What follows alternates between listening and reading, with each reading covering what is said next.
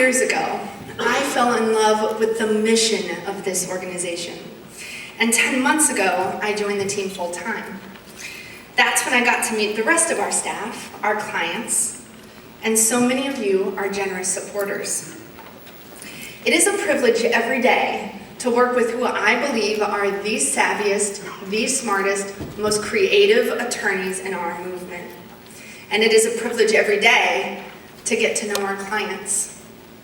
These are LGBT people who are the bravest, most courageous, most resilient people I have ever met.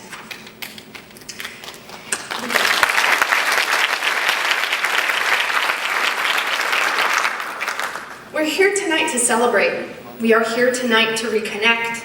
And tonight, I'd like to talk to you about what still matters at immigration equality and why. Let's begin with the celebration. Because this time last year, people in this room and all over the country were waiting breathlessly for a resolution. Would LGBT couples finally be able to get green cards through marriage? We needed an answer, and it needed to be clear, unequivocal, and most importantly, it needed to include lesbian, gay, bisexual, and transgender families. Standing on the shoulders of the people who have come long before us, you pushed forward, you pushed the envelope, and you succeeded. Thank you. For every same-sex binational couple and every attorney who had a hand in this fight, we just can't thank you enough. Thank you for your tenacity, thank you for taking risks, and thank you for supporting immigration equality every step of the way. Willing to be out and be proud, whether it was gay or as a straight ally. Telling your story and supporting all our stories was a very big deal, and it made a very real difference. Together, you brought the voices of LGBT immigrant families to Congress, to the White House, and quite frankly, to anyone who would listen. Am I right? Yeah. It worked. It paid off. All the back and forth, all of the struggle got us to exactly where we are right now, so thank you. I'd like to tell you a little bit about what life has been like at immigration equality since the win, because it has indeed been quite a year. Part of getting my bearings 10 months ago involved really getting a sense of a day in the life at immigration equality, and I will never forget my first day. I was in the New York office, and y'all met Christina, one of our asylum paralegals. She spends a good portion of her day answering and managing our legal hotline. She was doing just that when I found myself stopped cold. Now, most conversations start out relatively the same. What's your name? Where are you from? Where are you now? How long have you been in the US? So pretty typical stuff, right? But in this instance, after the regular series of questions, what's your name? Where are you from? I heard Christina take a long pause because she was listening. She responded with a question. Well, tell me, who tried to kill you? It was stunning. And it's like that every day. I came out as gay when I was 19 years old. I am here tonight with my wonderful wife, EJ, and while I have experienced fear when we decide where we do and do not feel safe to go, and when we do not feel safe holding hands when we're out in public, what our clients experience, it's almost unbelievable. Put simply, I am proud to be leading immigration equality at this exact moment because every single day and with every single call and with every single case, we are doing life-changing work for lesbian, gay, bisexual, transgender, and HIV-positive immigrants who find themselves in literally life-threatening situations. For these people, being out and proud is impossible if you also want to stay alive. So what's next? Standing with the most vulnerable people in our community, that is what's next. Because LGBT asylum seekers and detainees need us, and they need us right now, the stakes couldn't be higher. Case in point, requests for our legal services are surging. Our asylum work has long been the core of our representation work, And this shows just the new cases we are adding. This year, it is literally one additional case per day, and that's on top of an already overflowing docket. Y'all saw this. Immigration Equality's in-house legal team is 8 people. They try in-house to manage 100 cases. But right now, we have a record 421 LGBT people who need qualified, competent legal counsel right now. Our pro bono partners, so many of you, have stepped up to help an impressive number of our asylum seekers. But as our need continues to grow, so must our program. We need more attorneys, we need more firms, we need more coverage in the South and the West.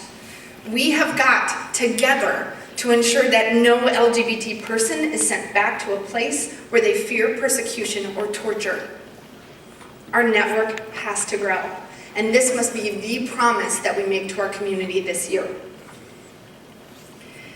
When I get asked to clarify what I mean when I say Windsor did not fix everything, I share a story of a binational couple.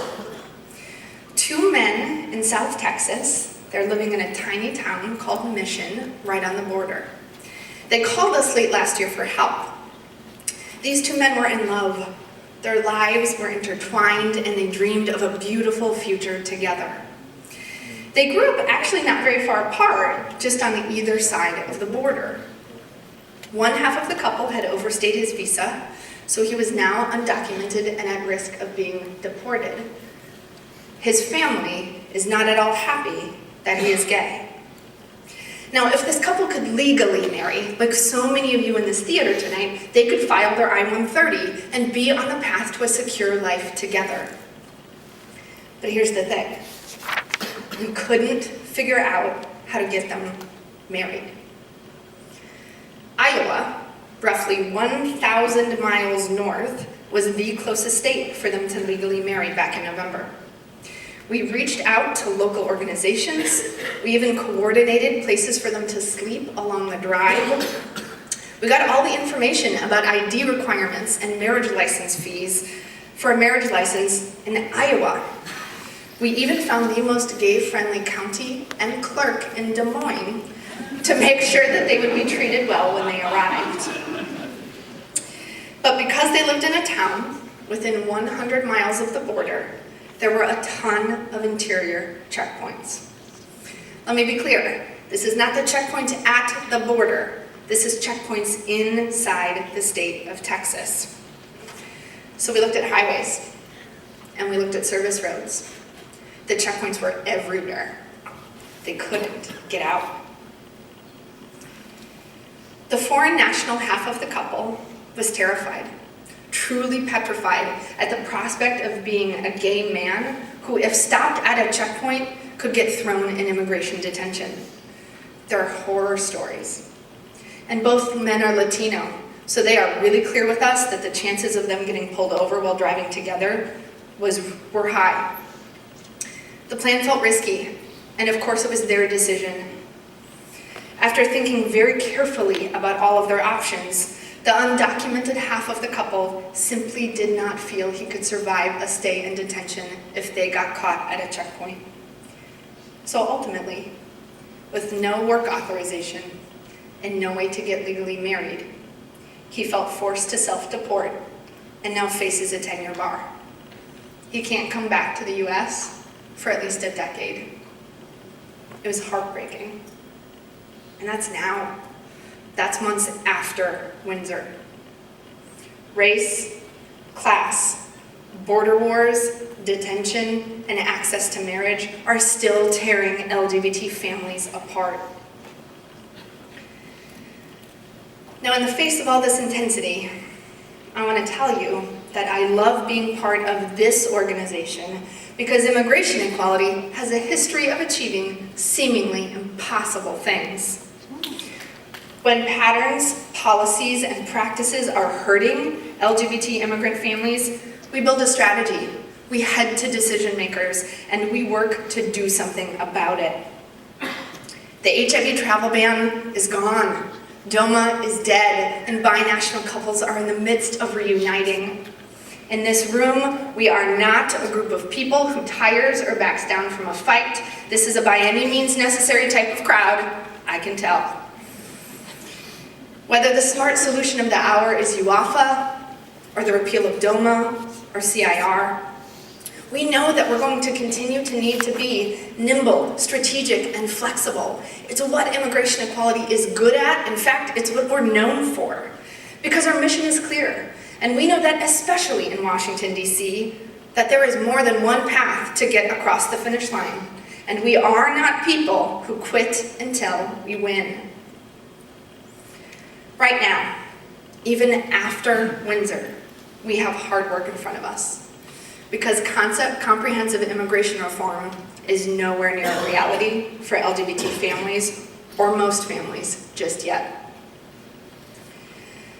Let's turn our attention internationally for just a moment. Because in 77 countries, right now in 2014, it is a crime to be gay. You saw the international goings-on over the winter. From Masha's experience in Russia to crackdowns in Uganda, highlighted by Victor's story in the video, Victor's here with us tonight, to life for gay men in Nigeria as told by Oliver. Our phones have been ringing off the hook. There are times in our office when all 9 lines are full, and that blinking phone light feels like a distress signal from all over the world. We do not want to have to turn anyone away.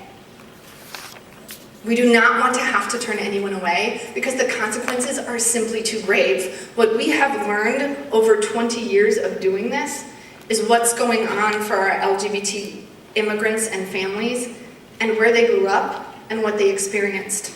And for our gay clients from the Caribbean, homophobia continues to be relentless. In the Caribbean, LGBT people still experience mob violence as the norm. I'll say that again. Mob violence as the norm. Can you even imagine? First and foremost, our clients are who matter to us. A pathway to citizenship that includes LGBT families, that matters to us. The completely arbitrary 1-year filing deadline, which only Congress can fix, and to be clear, it is the #1 reason we have to turn away meritorious cases. Ending the filing deadline matters to us. Access to counsel in immigration court so that non-English speaking, non-attorneys even have a fighting chance when faced with a trained professional arguing zealously for their deportation. Access to counsel matters to us. It is fundamentally unsafe for LGBT people to be trapped in an incredibly gendered detention facilities, facing harassment, abuse, and even rape. Alternatives are out there. LGBT people need them. Detention matters a lot to us. And the growing backlog, which prevents asylum seekers from getting their day in court, must be dealt with. You are supposed to get your interview within 45 days. We have clients who have been waiting literally for years. They've asked Erin the question, "Counselor, what are you doing in 2017? It's unacceptable. That's why Immigration Equality is preparing to sue the government, partnering with Skadden to file a second mandamus to compel the government to give our folks their interviews and to do it right now. We need Congress to act. We need the Obama administration to stop deporting people. We need both chambers to do their jobs and to do them well. All of these things matter to us. Raise your hand if these things matter to you too. I figured they might. We're not done yet. We are nowhere near done. We do not leave people behind. We do not do things halfway. We fight for the most vulnerable in our community because at Immigration Equality, we cast a vision. At Immigration Equality, when we all lean in and throw our weight behind something, we achieve seemingly impossible things.